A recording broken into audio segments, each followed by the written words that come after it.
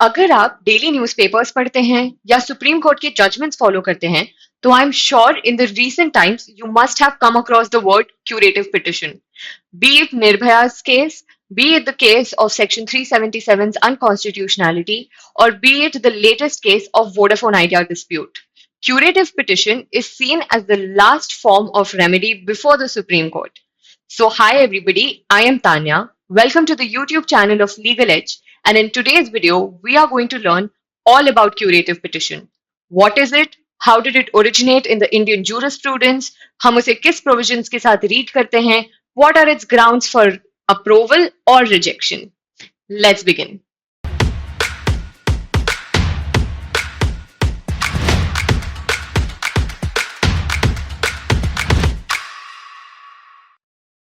What is a curative petition?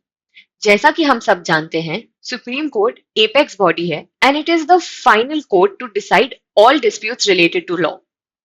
Curative petition उसी तरह एक फाइनल रिजॉर्ट है जहां कोई भी अग्रीव्ड पार्टी, जब उनका रिव्यू पिटिशन डिसमिस हो जाता है, तो they can file for a curative petition to seek a remedy for any of their issues that they have presented before the court. Curative petition is on the basis of the principle कि it is better to let a guilty person go than to condemn or punish an innocent person.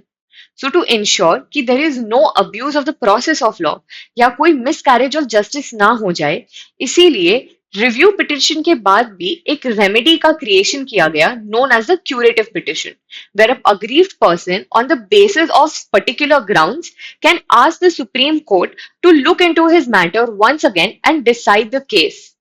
So how did curative petition come into origin और ये कौन से provisions के साथ read की जाती है? If you read the Indian Constitution, there is no explicit mention of curative petition under the powers or functions of the Supreme Court. 2002 में रूपा अशोक हुर्रा वर्सेस अशोक हुर्रा का केस आया. ये एक मैट्रिमोनियल डिस्प्यूट था where the wife withdrew her consent from a mutual consent divorce. Here, the review petition of the petitioner was dismissed by the court, and an important question arose.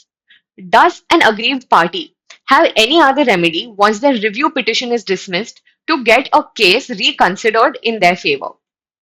Hence, here the court said that when there is a substantial question of law, to ensure that there is no abuse of power and ensure that there is no miscarriage of justice, there can be a remedy, and this remedy was known as curative petition.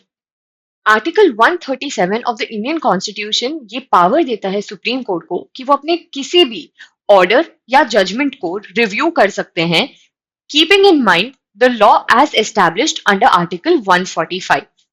So, in consideration of the 2002 case ka judgment and the two articles, that is 137 and 145, the Supreme Court came up with the rule of curative petition. इसी rule को apply करते हुए and in their already existent Supreme Court rules of 1966, it was determined that any petitioner whose review petition has been dismissed can within 30 days of such dismissal can apply for a curative petition before the same bench of the Supreme Court. तो क्या हम किसी भी ground पे curative petition के लिए apply कर सकते हैं? Absolutely not. ये बात ध्यान में रखना बहुत जरूरी है कि to entertain a curative petition is an absolute discretion of the supreme court. It is not a matter of right of the common person. So there are certain grounds which have to be kept in mind before considering an application of a curative petition. सबसे पहले तो ये चीज ensure करना बहुत necessary है कि आपकी रिव्यू पिटिशन ऑलरेडी डिसमिस हो चुकी है. If you have not exhausted the remedy of applying for a review petition, you cannot go on in furtherance and apply for a curative petition.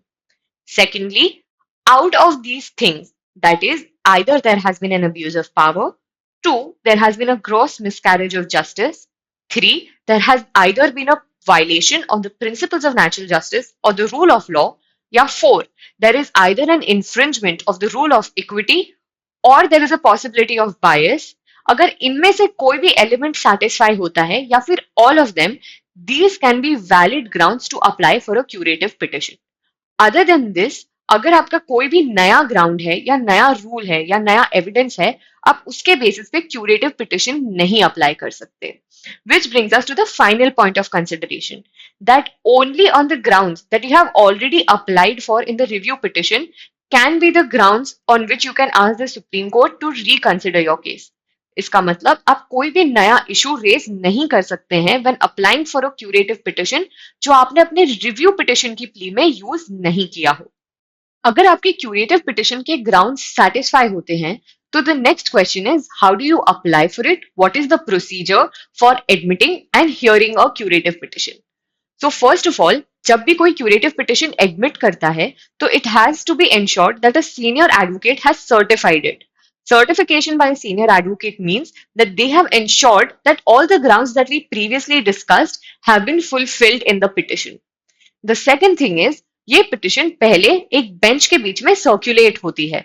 Now वो are the जजेस that constitute this bench. The judges are going to be three of the most senior most judges of the Supreme Court and all the judges who had been a part of the dismissal of the review petition before. तो अगर वो single bench थी या फिर वो three जजेस bench थी जिसने वो रिव्यू पिटिशन को डिसमिस करा है, जिसके बेसिस पे आप क्यूरेटिव पिटिशन अप्लाई कर रहे हैं, they are also going to be part of this new bench.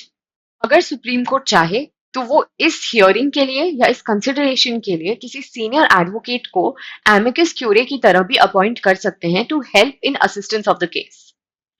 The case is usually first heard in the chambers, and in the rarest circumstances where the court seems justified is that the curative petition happens in an open hearing court. वरना usually ये cases open hearing courts में नहीं होते हैं and they are not discussed before the public. So the final decision. Can the Supreme Court reject your curative petition?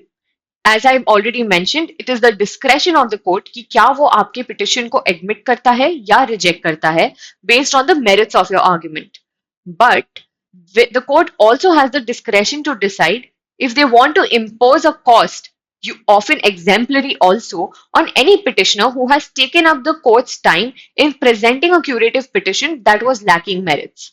So that is all from our end. I hope you had a good understanding of what curative petition is as a concept, and I hope this video helped. If you like this content, please subscribe to our channel. Leave down any other comments you have in the comment box. Also remember to follow us on our social media handles of Instagram, Telegram, and our Facebook page. On the screen, you will find the one-stop contact for all questions related legal edge. Thank you for watching.